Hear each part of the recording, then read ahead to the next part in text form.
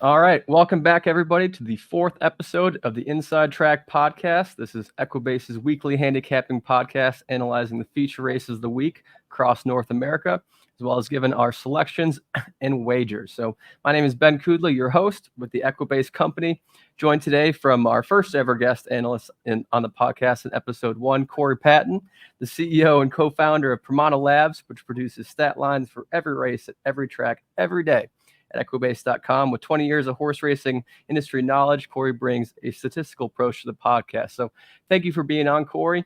Always fun. Oh, this is going to be great. I'm looking forward to this weekend at Saratoga. Oh, it's unreal. We got 5 greatest stakes at Saratoga on Saturday. It's just the best. Going to be fun. But anyway, so we do have some promotions at Equibase I want to go over first. So we got $99 for a quarterly Race Lens subscription, $99 for a quarterly premium past performances subscription. Both of those are unlimited, by the way. $50 for the whole meet of full card Del Mar past performances, and $65 for the whole meet of Saratoga past performances. So those promo codes and links will be in the video's description down below, as well as on all Equibase socials and the Equibase website. So we're going to be going over 3 Grade 1 races today. It's Saturday at Saratoga. So you got the Grade 1 $600,000 Saratoga Derby Invitational Stakes, mile and 3/16 on the inner turf course for 3-year-olds. Last year's winner was program training for Chad Brown and Flavian Pratt. Fantastic finish for that race. Program training came back on the rail to beat Webslinger by a head. That was fun to watch. We also will be going over the Grade 1 $500,000 test stakes, 7 furlongs in the dirt for 3-year-old fillies. Last year, we saw the mighty Pretty Mischievous win her 3rd Grade 1 race in a row in the test after winning the Kentucky Oaks and the Acorn Stakes. Here's a little cool stat line from Primata Labs. 35 horses since 1991 have run in the Kentucky Oaks before running in the test stakes, and 6 of those have won the test stakes. So obviously you have your big favorite, morning line of 7-5, Ways of Means, who got 4th in the Kentucky Oaks for Chad Brown this year. And then finally, our feature race of the week on Equibase.com, the Grade 1 $1 million Whitney Stakes. It's the Breeders' Cup winning year in for the Breeders' Cup Classic at Del Mar in November. So mile and 1/8 on the dirt for 4-year-olds and up. Last year's winner, White Barrio, for trainer Richard Dutro Jr. and Irad Ortiz Jr. Actually, Irad's 2nd year in a row winning the Whitney last year, and White Barrio went on to win the Breeders' Cup Classic. So could line up to be a perfect prep race for November at Del Mar. So let's go in order here. So first we got the Grade 1 Saratoga Derby Invitational, field of 8, race 7 on Saturday at Saratoga. So who do you like here, Corey? What do you got? What are your picks, your wagers, thoughts?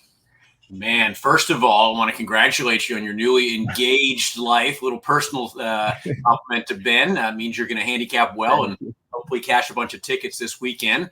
But looking at the race, man, I looked at this and I looked at this and I looked at this race over and over again, and I kept looking at pace and who's improving. And, you know, these horses tend to get better quickly during their sophomore campaigns, right? And so when you look at this whole race, I looked at a horse that I really decided to jump in on value, on price, and on pace, and it's White Palomino on the outside. At 8-1, that's a tempting price to me with a horse that is always there at the end, always there on the wire, will probably be controlling speed in this race. And I really just want to, you know, or if not, sitting very, very close, and we'll have a good chance as anybody to kick on at the end and be there in the photo. So a couple of stats really jump out. And again, when you see a Chad Brown trained horse with Flavian Pratt on it, it's almost just like a flashing light there that gets your attention. But I'll give you some stat lines I think that make sense and made me even more excited about looking at this race. Over the past 45 days, Brown and Pratt are 5 of 10, 50% together in stakes route races. Okay. That's just absurd, right? 41% together in route races of any kind, right? So, I mean, that's just it's a 1 in 2 shot every single time they're going to win the race. Over the past 10 days, they're still just as hot. They're 3 of 8, 38% together on all races, and 40% in those distance route races together. So we're going to see that play out this week. And I really think that gives them a great shot. And one more And when you really break it down on Permana stat lines, over the past year, they're 2 of 4, 50% together on 3-year-old males in route races at Saratoga. So when you dig deep, you can really find some interesting, cool stats that back up your love of a particular horse. So I'm going to look at this race as kind of a horse that likes to be up close on the pace. And I've mentioned that before, but that's really, I think, the type of horse that does well in these types of situations. If he gets a clean break, he really should try to get over and clear. It's got the back speed that can help him establish that spot. And I think that Cugino horse is really the only one to really worry about, also wanting the lead. And he has that inside advantage. But and maybe Isidoro, too, could be kind of aggressive. Potentially. Yeah, potentially. I mean, Pratt will sit off and kind of judge, and I trust his judgment as much as anybody in the game. So we'll see where he sits. But I did notice that Pratt jumps off Cugino, who's a 3-1 favorite. Yeah, that was interesting. Yeah. That's usually a big tell, right? But he was just beaten in his last 2 stakes tries, clearly getting better, might flourish on the Saratoga side. I think he's going to have to hold off a couple of really interesting horses from the Aidan O'Brien and Charlie Appleby barn. But at 8-1, I'm going to go with the likely controlling speed, hope to get away at the top of the lane and just hold on. And I'm wondering if that lines up with what you see this race playing out. I honestly don't. I actually have White Palomino out of my top 3. I just don't think he's going to get the pace that he did in that Belmont Derby. Also, White Palomino has never won a stakes race, which I think should be noted. He got second by a head in the grade 2 and grade 1 last couple, races. But for me, it's all Legend of Time. I don't think 7-2 is going to stay for the morning line. I think it'll be more closer to 2-1, but we'll see. And I do think Isidoro is going to go out with Cugino as well as White Palomino. But I think honestly, the outside's probably a little bit better for White Palomino. He's only been on the inside in his whole career in post 1 and 2. So it'll be interesting. Are you looking at Legend of Time because of the past 2 trips? Is that where you landed on him? Because I mean, there's definitely trouble in both of those. Exactly. Trouble in that, even when I think hit the gate and coming out of the 1 start at the Panini Ridge. But I mean, I don't know. I can't pass up Charlie Appleby and William Buick in a graded stakes together on turf. The last 3 years, 26 starts with 15 wins. That's 58% win percentage. 23 in the money, 88%, and a positive ROI of 78%. So just those numbers alone, I mean. I hear you. And again, being the stats guy, I, of course, did the research on Legend of Time as well. First of all, with the trouble, if you watch it, there was definitely trouble in the stretch on both races. And Legend of Time probably wins if he gets out in the Belmont Derby. But, at that point in time. But I honestly he had a really, really, really rough trip in that race. But I mean, just looking at the numbers, Appleby, 4 of 6, 67% on the turf for the last 45 days in the U.S. I mean, 4 of 6 on the turf. 2 of 3 in state races at Saratoga in the last 45 days. All cylinders there, and got his main man up too. So you got to really give that a look. But I tend to look at horses that are constantly in trouble as making their own trouble sometimes. And I looked at the last 2 races, and I thought, trouble in each. I watched the trouble. It was substantial. But again, if you play trouble horses constantly, sometimes they just find their own way into the bad spots. And I think Palomino will have the lead. And if you have the lead turning for home, I like that in a stakes race at any level, especially a rapidly improving, 3-year-old.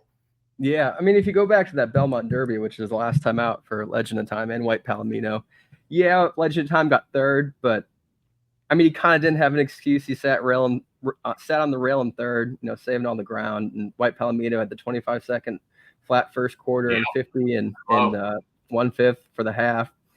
And but I don't know. I love how Legend of Time finished this race. We'll watch the replay here in a second. Yep.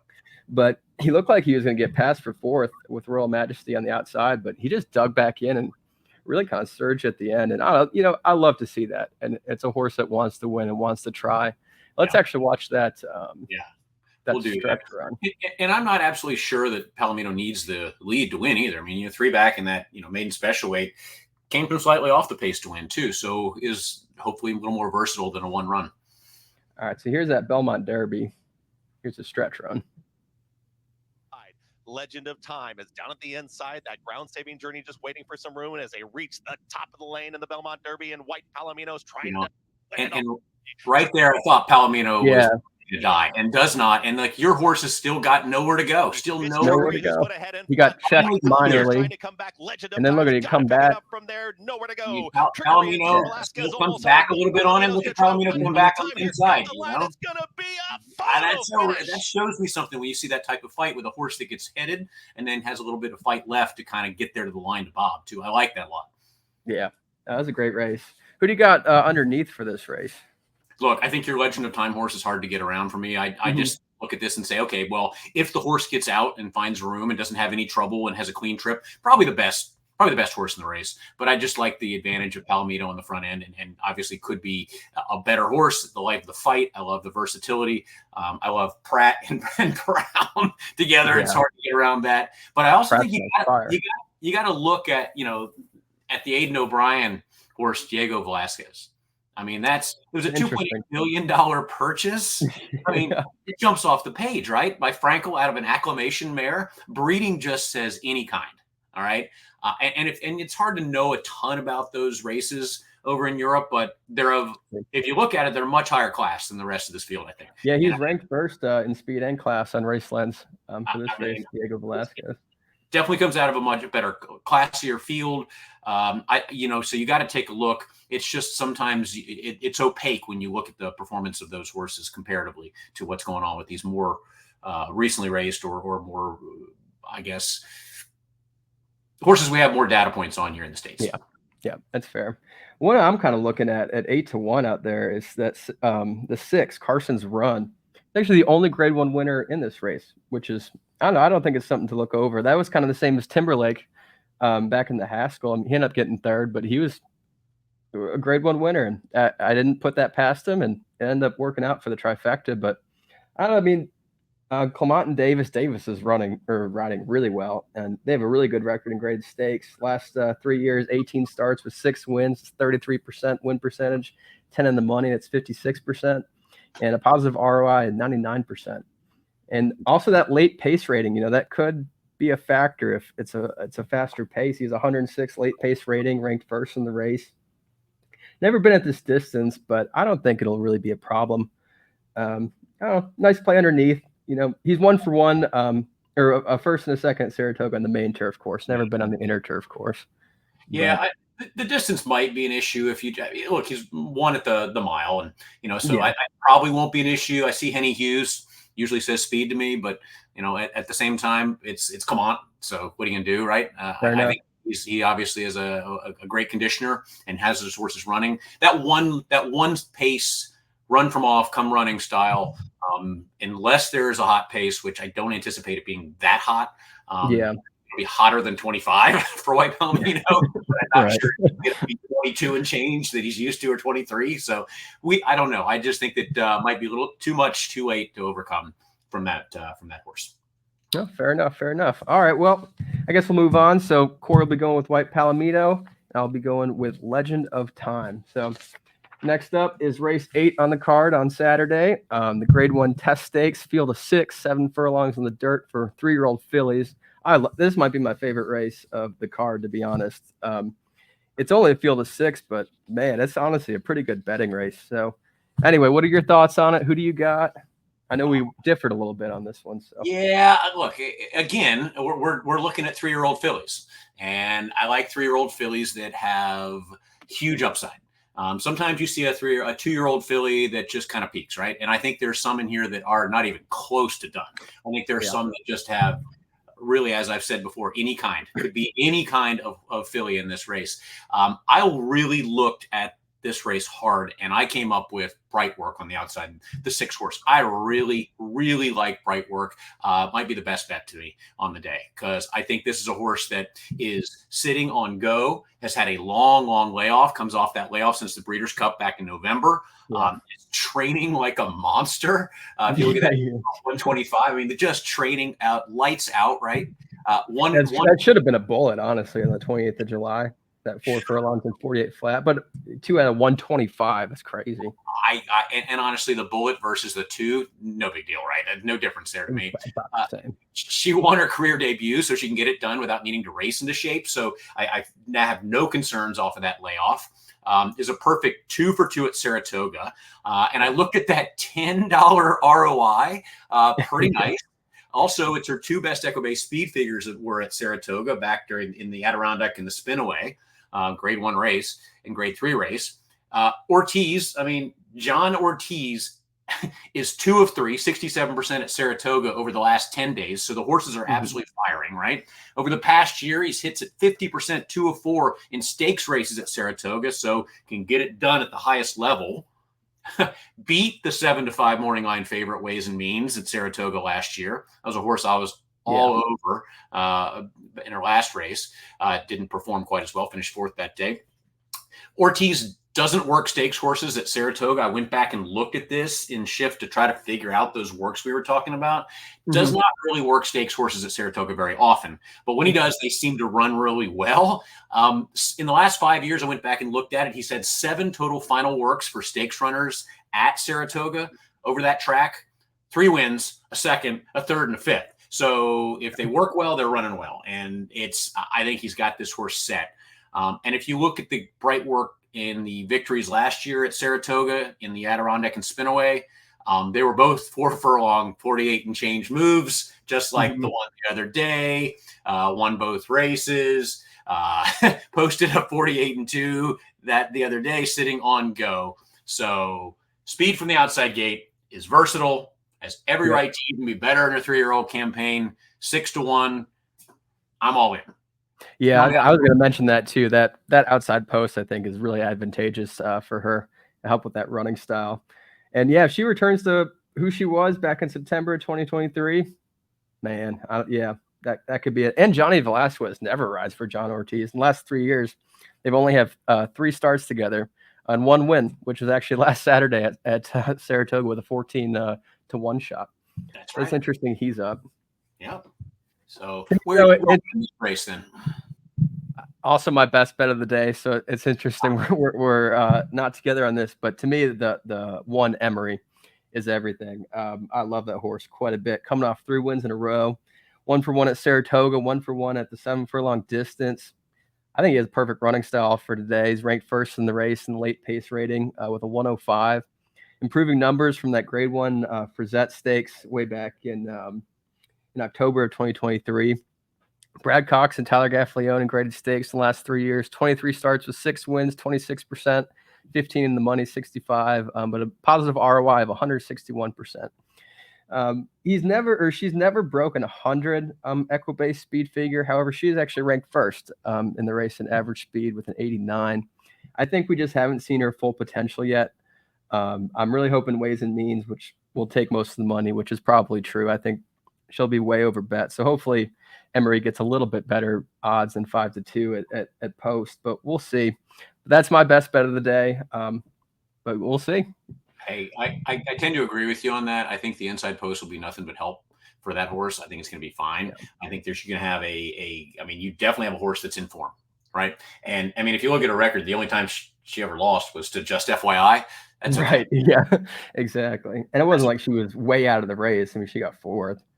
Yeah, and the grade 1 Frizette last time. And that was a sloppy track. A sloppy track. So on a clean strip, undefeated, even on a muddy strip, got that 1 win. But I think Saturday, with a clean race and a clean break, we could end up with a nice little 1-6-6-1. And I think Ways and Means is going to be way over bet. Yep, I agree. That's what I got. I got Emery over Bright Work. So, and you got the other way. All right. There we go. Well, there is the Test Stakes, race 8 at Saratoga on Saturday. And finally, the feature race of the week on Equibase.com. Be sure to check that out. You get free premium past performances, race analysis, stat lines, selections, and more. So be sure to check that out. So you got the $1 million grade 1 Whitney Stakes, 4-year-olds and up, going a mile and an eighth on the dirt. Breeders' Cup winning your in for the Classic at Del Mar. Absolutely stacked race with a field of 12. The big favorite National Treasure, who's ranked 2nd in earnings in the 2024 horse division with 1,134,500 in earnings in 2024, over 5 million career-wise. But what a horse that is. Probably would have been the 2023 Derby winner, to be honest. But anyway, I'm so excited to watch this race. I think it's a fantastic betting race, even with National Treasure, who will be under 1 to 1, I would assume. But anyway, what are your thoughts? What are your picks? Oh man! So I've given you an 8-1 with White Palomino and a 6-1 with Bright Work. I'm not going to give you a huge price in here, sadly, and I try. You always look to, and sometimes you just can't get around what the actual horse and the race setup is. That's And fair. Winners are winners. It's going to be a fun race to watch. But I'm going to give you a little bit of backstory here. Okay, so Okay. Todd Pletcher has 3 horses in this year's race: Groupie, Bright Future, and Charge It. He's the only trainer to ever start 3 horses in the Whitney, and he's done it twice. Done it twice in 07 and 22. So winning each time with Lawyer Ron in 2007. Oh, I love Lawyer Ron. Oh, what a horse, right? And Mike was good in 2022. What a racehorse that is, too. So both of them posted, and this is just interesting little stats, but both of them posted an identical 127 Equibase speed figure, which is tied for the second best in Whitney Stakes history. Only Brunswick's 129 in 1993 was a better figure. Now, with that said, I'm throwing them all out this year. So I'm at least on the win end. At least on the win end. I'm going to go with, and what a huge surprise, and everybody that's been waiting to hear picks will be like, oh, great. National Treasure, 9-5 favorite. It's just one of those things. And I'm going to give you a list of reasons why, and it's just hard to get around sometimes. Super classy horse, as you said. I mean, it's don't need to tell anybody. 9 consecutive Grade 1 races. That's absurd. We'll watch the race here in a second and we'll pull that up. But if you watch the last race in the Met Mile, it was super visually impressive, kind of toyed with the short field, pulled away by more than 6 lengths. I think Pratt only gave 3 taps of the whip, and then Treasure just pulled away at the wire. And it was all that more impressive based on the fractions that he cut out. And we'll watch this race coming. And as you watch the race playing out, those two and Blazing Seven Trails, they come to the quarter pole. Watch this. That 45 and change. That 109. He's done it. He's opened up 3. National Treasure in the blink of an eye has opened up a 5-length advantage. And it's not like there isn't a horse in there with some class like White Abario. I mean, it wasn't otherwise. And post time, it's a 1-horse. Just gone. Just gone. Takes the reins, gone. I don't worry about the extra distance. Has covered that distance before and won. So I don't see that as being a real big problem. I'm not sure he's going to have to cut out 45 and 3, 109 and change, but shows he could. I'll give you some context. That 45 and 3, how fast was that? 45.75 is the second fastest half mile in a Grade 1 route race on dirt by any race winner in the last 3 years. Only Life is Good in the 2021 Breeders' Cup Dirt Mile with a 44.94 at Del Mar was a faster half for a Grade 1 route winner. That's impressive. Fantastic stat. That's so impressive. Think about the speed on display there. The 109 and change, 135 flat, and just pulled away from people, right? So I don't see that extra, distance being a real big issue. I think the jockey, come on, here, Pratt. Big Pratt fan, right? So in stakes races over the last 10 days, Pratt's 3 of 6, 50%. Okay. Yeah, he won 7 of the 14 stakes at Saratoga already. He's just unreal. I mean, it's just that you got him on up, right? So that's a plus. How about Baffert? Well, 2 for 3 with Whitney starters in his career. One with his last 2, with Improbable in 2020 and McKinsey in 2019. Had Sarava in 2004 finishing 4th. But, okay, knows how to get the job done on the Whitney. Not a problem there. It's true. How about 9-5 in the morning line? How does Baffert do with runners like that at Saratoga? Well, he's 5 of 7, 71%. And all 7 times in the money with stakes runners at even money or less morning line at Saratoga in his career. That's, money in the bank. I just look at the competition in this race. Okay. Treasure has finished in front of post time last race. Groupie, Skippy Longstocking, First Mission, Il Miracolo, and Charge It. Finished in front of all of them. Disarm. And did once behind Disarm. But sorry, Disarm won that one. Yep. I mean, I don't know where you get around it. I mean, it's Quality Road. It's the first Quality Road, by the way, to ever start in the Whitney. That's interesting. Yeah, the breeding by Quality Road out of Medalladora mare has produced 19 runners to ever start a race. 11 of those have won. 8 are multiple race winners. National Treasure has competed in 11 graded stakes, got the back class. I mean, I look at this, in any way you look at it, it's hard to get around. Post position 3 should grab the lead. There's nobody inside with speed. Should set the pace every step of the way. Lone speed, class, recency, trainer, jockey, won at the distance before. I don't see many angles that don't line up. And even some of the comments of after that most recent work said to be, quote, almost perfect. Not exciting, but my pick. Okay, I love it. It's hard to disagree. One thing I thought was wildly interesting, I haven't really seen this a whole lot, but he worked him 7 furlongs back in July 2021. That's interesting. That is not a Baffert thing. That's just Baffert does not do that.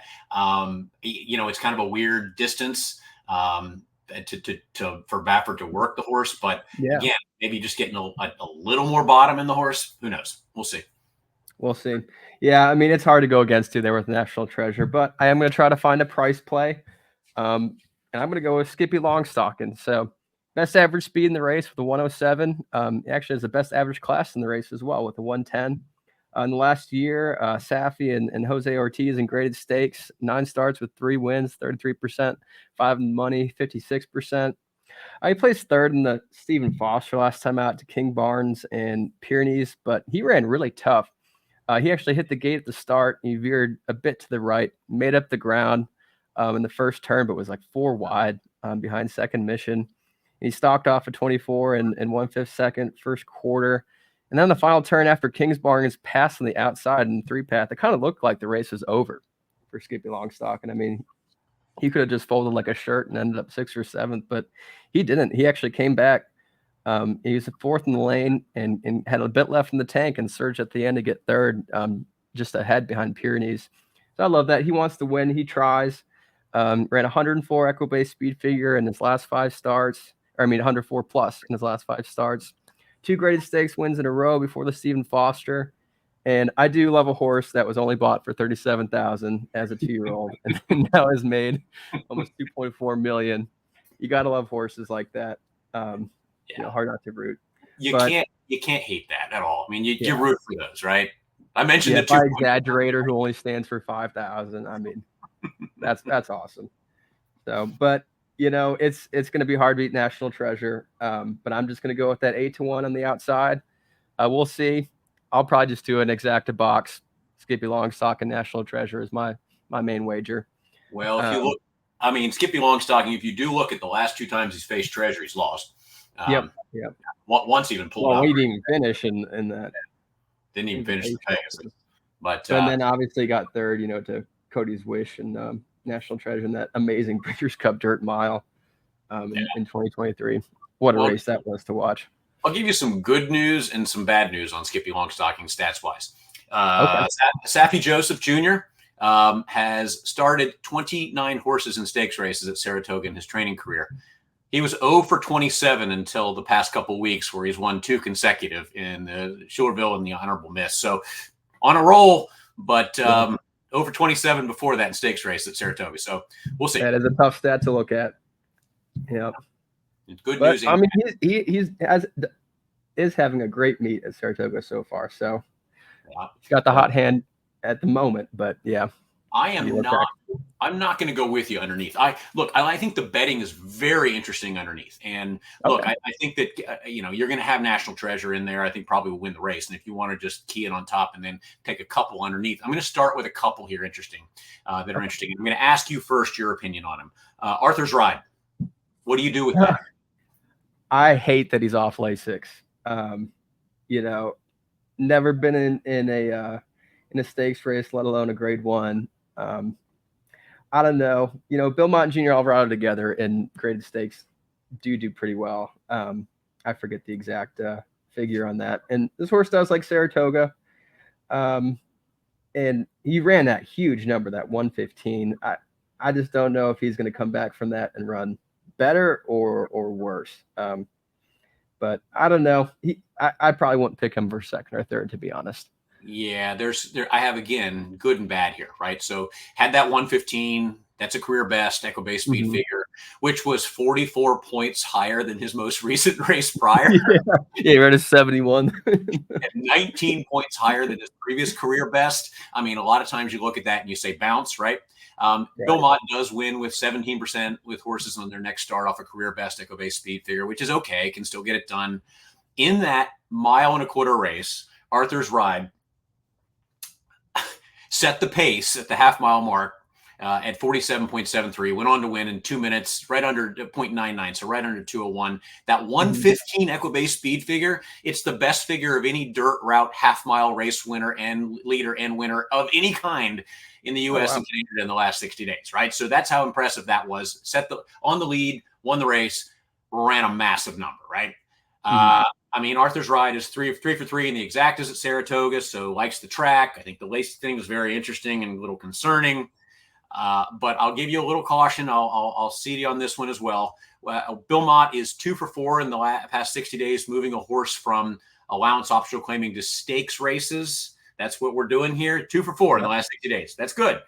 He's never won a grade 1 race with a horse coming straight from an allowance optional claiming race. 0 for 27 since 1991 with only 2 seconds and 6 show finishes. So this is not a move that works great. He's done it with grade 2s and grade 3 races. So he won 7 grade 2s off it and 13 grade 3s off of that move. But it's a deep, deep end of the pool to jump into coming off. I mean, a grade 1 Breeders' Cup when you're in. I mean, that's a tough beat for anybody. Deep end of the pool. So that's where I am with that. I actually think the betting angle here and the one that I actually really, really like underneath at 20-1 is Warrior Johnny. What do you think of Warrior Johnny? Did you take a look? Honestly, didn't look at him too much. I do like his numbers though, and they're increasing all the way since October 2023 at Keeneland. I mean, could be an improving horse. 2 for 3 at Saratoga, 2 for 4 at this distance. Phil Bauer's having a great meet too. Yep. Yeah, I didn't really study this horse too much. He wasn't really on my radar, to be honest. Let me give you a little bit. I mean, this is honestly where we're going. So you look at that improving pattern. I love horses with an improving pattern. Anybody that's listening to me on these FanDuel or the Equibase podcast, both the Equibase FanDuel and the Equibase Inside Track, know that that's one of my angles. Is you look at the increasing Equibase speed figures. He's got a streak of 5 straight, from a 75 all the way to a 113 in his last race, increasing speed figure every single time. So dating back to November 4th of last year. So has had a good run of getting better and better, right? And those are not the quality of this race, for sure, right? For sure. But does like the Saratoga Dirt, won 2 of 3, has almost a $10 ROI at the track. Last race at that career high 113 had this, if you watch it, had a pretty bad check shortly after leaving the gate, kind of got shaken up, ended up dead last. Made this really interesting middle move all the way up almost to the 3rd position inside on the rail. The rail opened wide and he accelerated through and he won super easy. And I know this is, again, deep waters, but if he takes another step forward, he could get a piece at a really big price, and his numbers kind of support that. And when you look back at that last race, I always like to look at the class that you beat in that race. And, it was an allowance optional claiming race.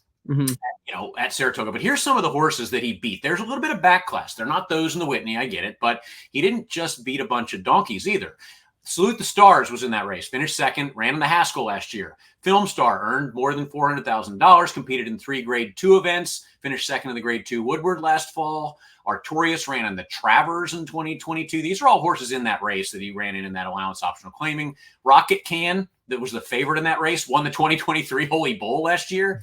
Finished 2nd in the Fountain of Youth, 4th in the Arkansas Derby, 9th in the Kentucky Derby.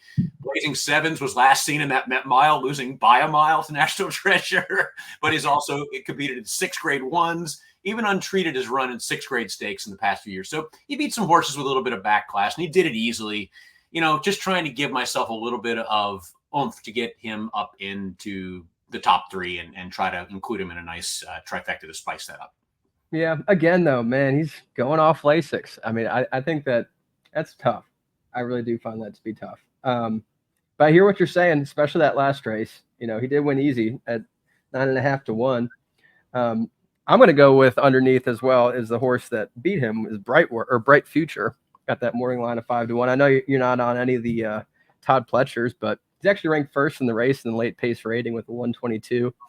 He can also win on the front end if need be. 2 for 2 at Saratoga, 1 for 1 at this distance. Really nice race last time out in the grade 3 Salvatore Mile at Monmouth, beating Coastal Mission by a length and 3/4. It was his only race in 2024, so he's pretty lightly raced. I think he's got a lot in the tank. Won the last 3 or 4 starts, and he was 6th, in the Breeders' Cup Classic, but it's only by 3 3/4 lengths.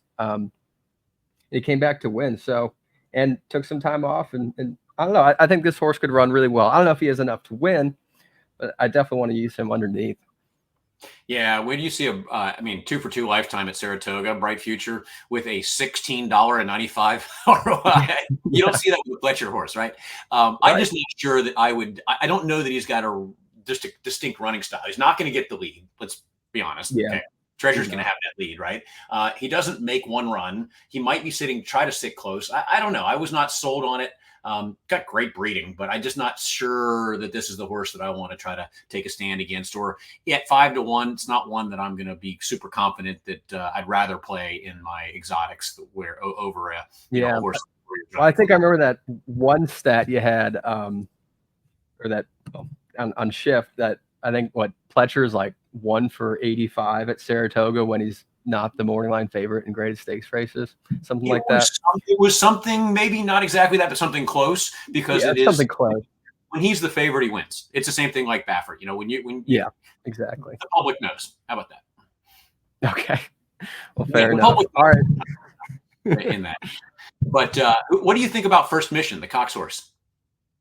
I like that horse a lot, especially because that grade one Stephen Foster, I think, is going to end up being a pretty good prep race, especially because I like Skippy Longstocking. I like Giroux on there. Really nice effort in that Alashiba, that grade 2. And it was on a sloppy track too. I'm a little bit worried about the 1 1/8 for him, to be honest. But I guess last time he had won by 5 furlongs in the Essex. Lost the National Treasure by a lot. But he just ran bad that race. 83, no response, 3 wide. I mean, I definitely like him. I think he'll probably be overbet, to be honest. I would like him a lot more if he was 6 to 1, 7 to 1 morning line. Fully agreed. And I looked at it just as an exotics play. I mean, Cox is 8 of 14, 57% in the exact over the last 2 weeks. So horses are running 1-2. But there are others I like better. I'll let him beat me. But I mean, he's a great horse. I mean, that's what makes this race so fun to watch. I mean, you take National Treasure out of here, and I think a lot of them have a pretty good chance. National Treasure's in it. So. You got it. What do you do with the rail horse post time after finishing 2nd to Treasure last time? I don't really like him, to be honest. I think National Treasure was just so far ahead that race, and I don't know if getting 2nd, 3rd, 4th, 5th mattered too much in that Metropolitan. I'm tossing the horse on the rail. It's rare you see a horse that finished 2nd to the 9 to 5 favorite be 20 to 1 in the next race, but it is true. That is true.